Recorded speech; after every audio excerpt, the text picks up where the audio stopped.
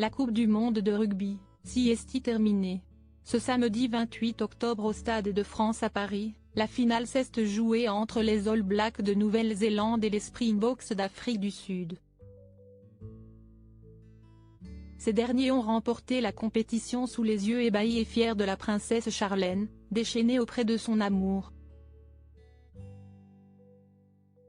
Malgré la déception de ne pas voir le 15 de France en finale de cette Coupe du monde de rugby, les spectateurs étaient nombreux dans les gradins du Stade de France pour assister à l'ultime rencontre de la compétition.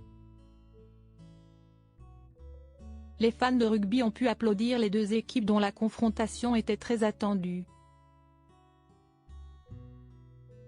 Surtout par la princesse Charlène, fervente supportrice de son équipe de cœur.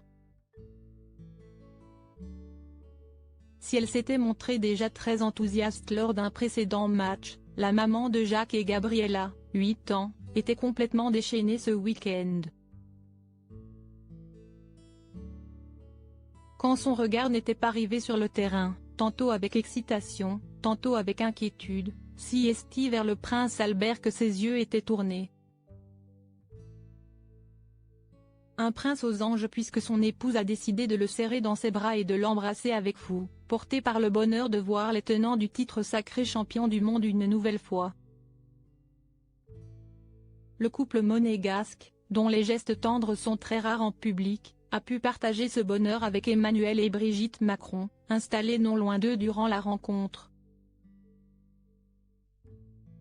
Les deux couples se sont embrassés chaleureusement et nul doute que Brigitte et Emmanuel Macron ont félicité la princesse Charlène pour la victoire de son équipe. Frédéric de Danemark également présent. Charlène et Albert n'étaient pas les seuls issus d'une prestigieuse famille à assister à la rencontre.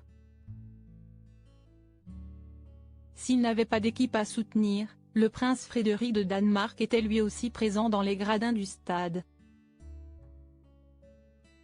Le mari de Marie de Danemark a profité de cette soirée avec un ami et n'a pas hésité à dégainer son téléphone pour garder un souvenir des moments précieux de cette finale de la Coupe du monde. Il faut dire que pouvoir assister à une telle compétition n'arrive pas tous les jours et il a bien fait d'en profiter. La Coupe du monde 2027 est prévue en Australie. S'y rendre devrait, en effet, demander un peu plus d'organisation.